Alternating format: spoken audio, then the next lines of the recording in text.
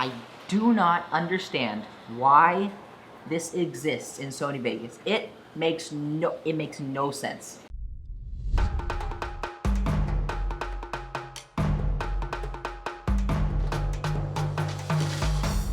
What's up everyone, how's it going? In this video, I'm going to be comparing Sony Vegas Pro 14 to Adobe Premiere. Now, quick history on what softwares I've used is started off with Windows Movie Maker, made a few videos with that. Then I used Sony Vegas for about 3 years, my first 3 years on YouTube.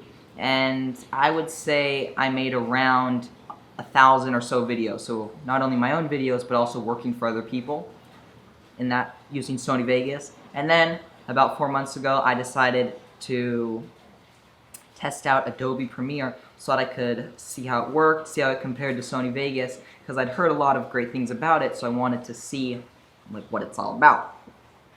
And in that time, I made about 50 videos and 1 music video. So I now feel like I'm ready to do a proper comparison. So let's dive into the computer and crack in. Okay, here we are inside of the comp, and this is Adobe Premiere. I've imported 2 little clips into Premiere as well as Sony Vegas for comparison purposes. I just thought of something, but we'll go into that in a moment. First, we'll start off with the keys to do simple things. So in Sony Vegas, when you want to split a clip, you press S. And as you can see, it made a nice cut. I could click over here, click S again, move this clip over there, Control Z to go back as expected. Now in Premiere, by default, if you want to create a cut, let's say you zoom into the timeline, you have to use this tool called the razor tool. And you can zoom in and then you have to click where you want to cut. Now because I used Sony Vegas where you don't use a razor tool, you actually cut where the cursor is. I was like, there is no way. This cannot be the only way to cut a clip. Because I feel it's not very precise. It's like you could line it up perfectly, but then maybe you zoom in and you realize it's not right where you want it. So I scoured the internet trying to find how to make a cut in Premiere, how to split 2 clips together in editing software. And I finally figured it out.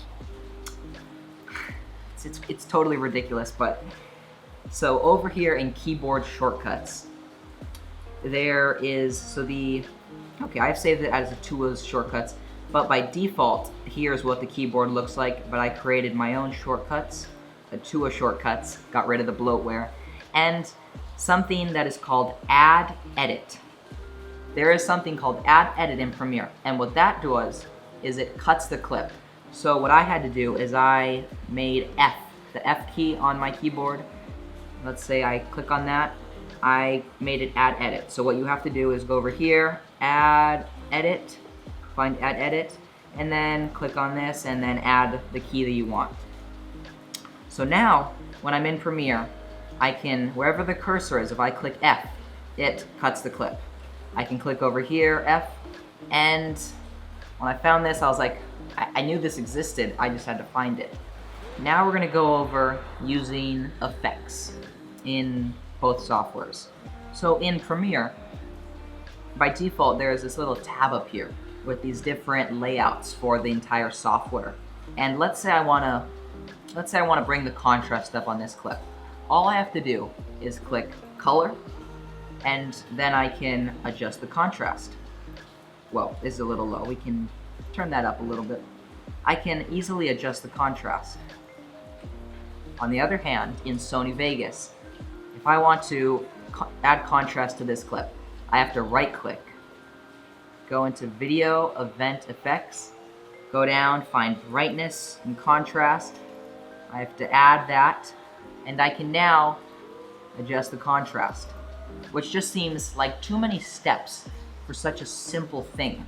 The next thing we're going to compare is using keyframes. So in Premiere, if you want to use a keyframe, you select your clip, and I would say it's a little bit more complex, not crazy, but just a little bit more compared to Sony Vegas.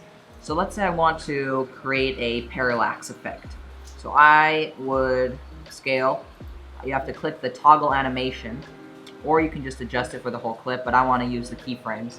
So I would, let's say, set this keyframe, and then later on in the clip, let's say over here, I create another keyframe, and then I can zoom it in. So, you know, we kind of have this little parallaxing type effect. You know, you can make it more drastic to your desires. You see this? You see what I'm talking about? Woo!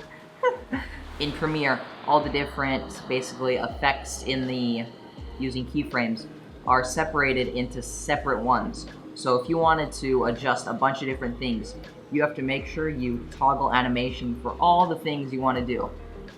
Now, in Sony Vegas, if I want to create a, let's say, that same effect on this clip, I click on this little square.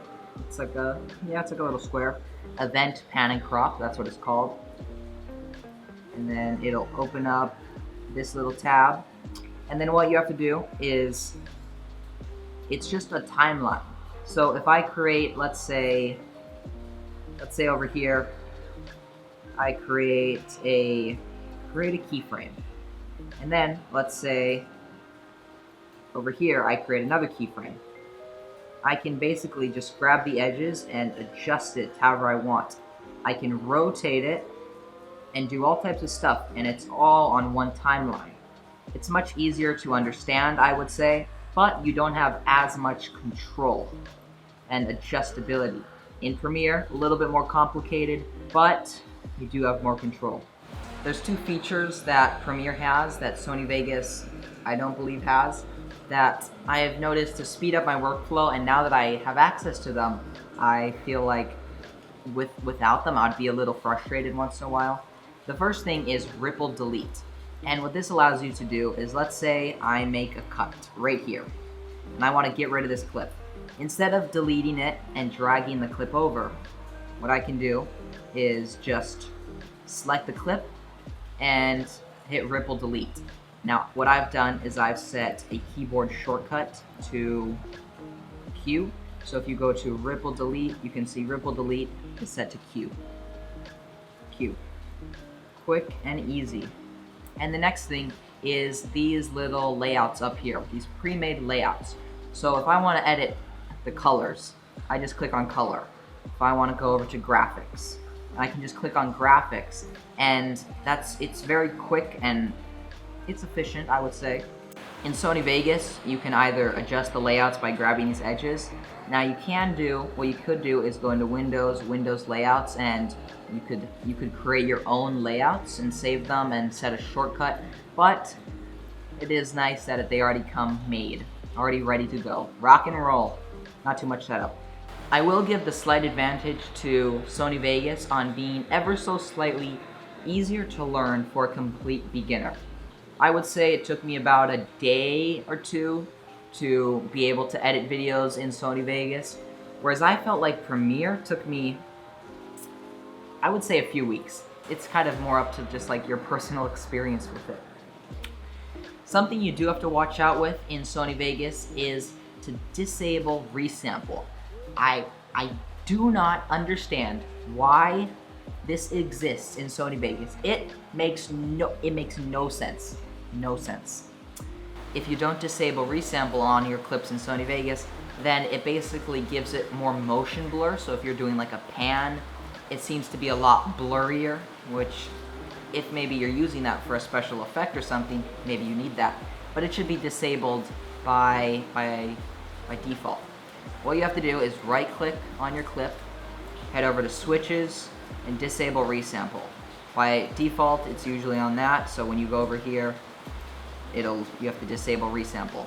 I'll quickly go over export settings. So here in Sony Vegas, you just go to render as, and then from here, what I use and what a lot of people recommend is Sony AVC MVC, and then just internet 1920 by 1080. And then what you can do is customize template. So if your video is a different frame rate, maybe it's 24 frames, then you would change that. You could also change the bit rate. So maybe your internet's a little slow, you want your file to be a little bit smaller, you could go 10,000. And if you are maybe you have a 4K video, then you would change this accordingly. But on the other hand, we have Adobe Premiere, and for export settings here, I feel it is much better because right off the bat, without having to create your own render presets, you already have some pretty good options. So you already have high quality 1080, and the settings are actually pretty good. You also already have YouTube, and if you're planning on doing something like maybe you need to export it for your mobile device, then you already have that set up. I'm not going to bother comparing export times because I think it's equally as important how fast you're able to edit in the software. Because one software might be a little bit quicker exporting, but if you can edit much faster in this one, then it makes up for the slower export. 5-10 minutes, it's not that big of a deal, guys. All right, let's check out the prices for these two softwares. Now, there are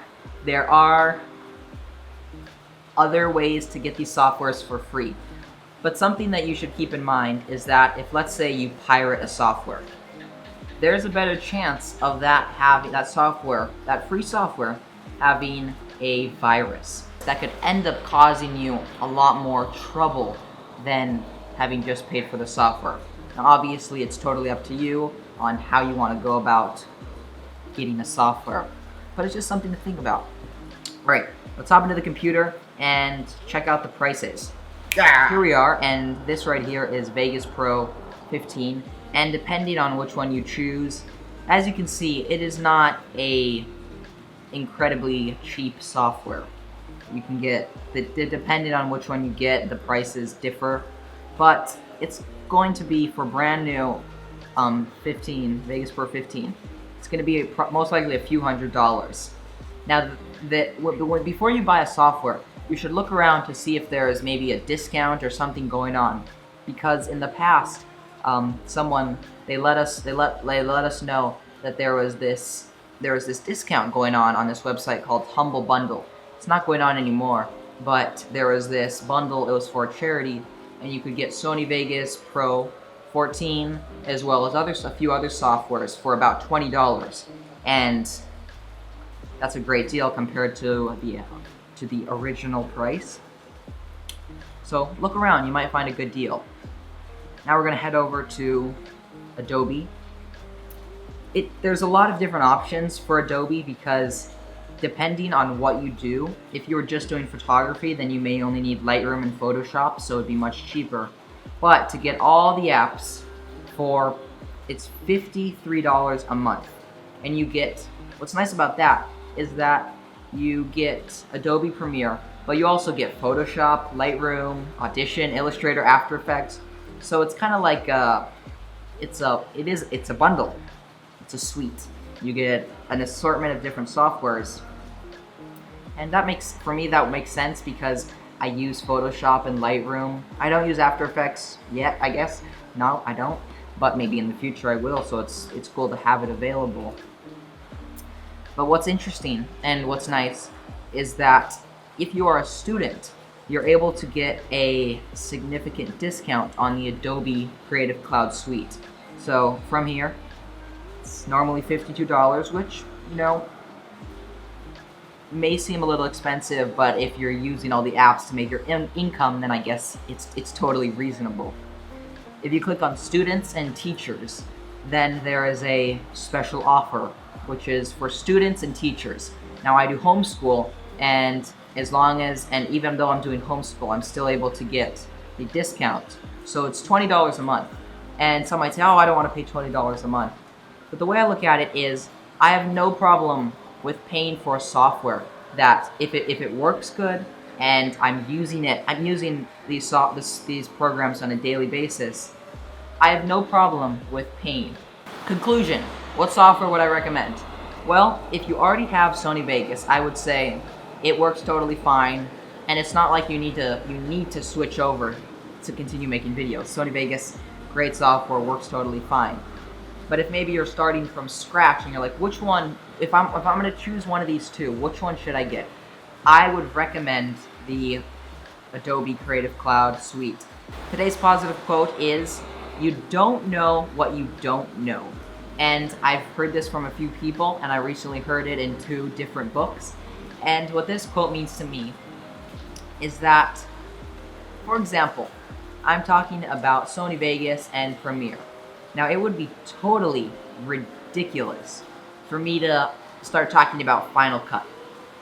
I've seen many videos about it, I've heard great things, but I've never used the software, so it would be kind of silly for me to give my opinion on editing software that I have yet to use. I've heard it's fast at exporting and whatnot, but I've never used it, so I can't say Final Cut is going to be much quicker or much slower. And this goes for so many things. Editing softwares. If I, let's say, only use Sony Vegas and just went, I don't need to test Adobe Premiere. Sony Vegas works. It's kind of being closed-minded. I could maybe try a free trial, or if a friend that uses Adobe, I could test it out, see if I liked it. So that's that. Hope you guys enjoyed this video. Remember to keep always doing awesome stuff, and I'll see you in the next one.